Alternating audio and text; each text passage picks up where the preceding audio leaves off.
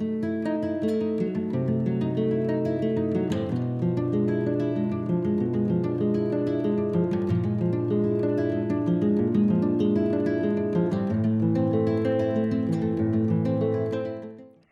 जमाने की मशहूर हीरोइन को ठूस दिया गया था जेल में।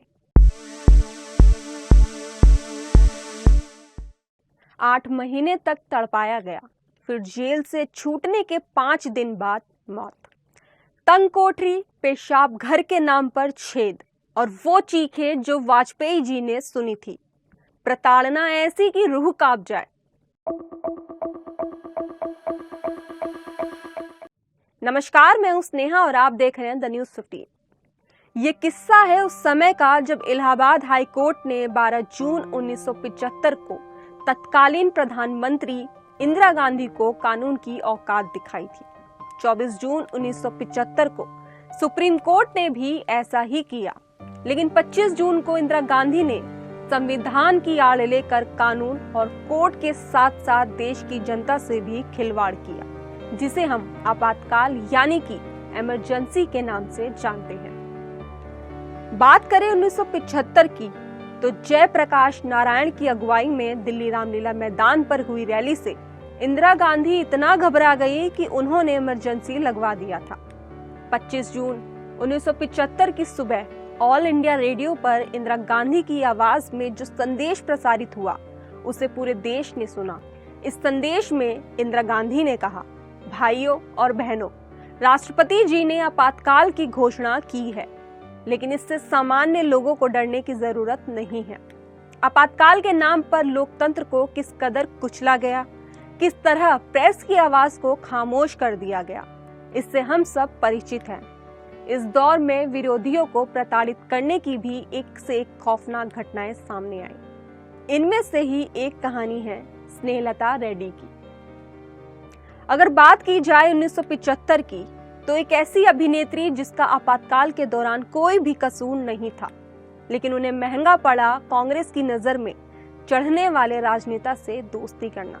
आपातकाल के समय स्नेहलता पर कांग्रेस ने बेहिसाब अत्याचार सिर्फ इसलिए किए थे क्योंकि वो बड़े समाजवादी नेता जॉर्ज फर्नांडिस की दोस्त थी, जिन्हें इमरजेंसी के समय पुलिस पकड़ने की कोशिश में थी। 2 मई 1976 स्नेहलता को डायनामाइट के केस में शामिल होने का आरोप लगाकर गिरफ्तार किया गया। इसके बाद बेंगलुरु के जेल में कैद कर उनके साथ ऐसी अमानवीयता की गई जिसे सुनकर किसी की भी रूह कांप जाए। 1976 का आपातकाल वही दौर था जब पूर्व प्रधानमंत्री अटल बिहारी वाजपेयी अपने भाषणों के कारण जेल में डाल दिए गए थे, जबकि बाद में उनके साथ लालकृष्ण आडवाणी भी रखे गए थे। भारतीय जनसंघ के इन 2 दिग्गज नेताओं की बगल वाली कोठरी में ही रखी गई थी कन्नड़ की मशहूर अदाकारा स्नेहलता। देश की राजनीति में आज भी ये सवाल है कि why Indira Gandhi imposed emergency. 46 साल की इमरजेंसी पर बात करें तो बहुत सी बातें याद आ जाती हैं, जिनमें दमनकारी नीतियों को लागू किया गया था। इनमें से एक अदाकारा स्नेहलता का भी था। स्नेहलता पर आरोप लगाया गया था कि वो डायनामाइट से दिल्ली में संसद भवन और अन्य मुख्य इमारतों को धमाका कर उड़ाना चाहती थी। स्नेहलता पर आईपीसी की धारा 120, 120A के तहत आरोप लगाए गए थे, लेकिन आखिर में उन पर लगे इनमें से कोई भी आरोप साबित नहीं हुआ था। लेकिन मीसा के तहत स्नेहलता की कैद जारी रही। मीसा यानी maintenance of internal security act, ये वही एक्ट है जिसके तहत आपातकाल में सबसे ज्यादा गिरफ्तारियां हुई। इसी के तहत 8 महीने तक स्नेहलता को तड़पाया गया था। 46 साल की इमरजेंसी के बाद भी इस काले अध्याय को आज भी याद किया जाता है। जब शुरुआत में अभिनेत्री को जेल में बंद किया गया था, तो वो एक ऐसी कोठरी में थी जिसमें शायद ही कोई मुश्किल से कोई भी इंसान रह पाए। जरा सोचिए, एक मशहूर अभिनेत्री जो अपनी कला के चलते बहुपुरस्कार विजेता रही हो और ऐशो आराम का जीवन जीती हो, उन्हें बिना किसी गलती बताए या सवाल किए एक ऐसी कोठरी में रखा जाए जिसमें पेशाब घर की जगह पर कोने में एक छेद बना हुआ था और दूसरे छोर पर लोहे का एक जालीदार दरवाजा लगा हुआ था। अब जैसा कि मैंने आपको बताया कि स्नेहलता कन्नड़ की मशहूर अभिनेत्रियों में से एक थी, लेकिन उन्होंने कारावास के समय कई रातें फर्श पर सोकर गुजारी। इसी बीच उनके परिवार के साथ क्या हो रहा था, क्या नहीं, इसका अंदाजा भी उन्हें कुछ नहीं था, क्योंकि ना तो कोई उनसे मिलने आया और न ही कहीं से किसी का कुछ पता चल पाया था। कुछ समय बाद स्नेहलता के परिवार को मालूम हुआ कि उनको किस जेल में बंद किया गया है।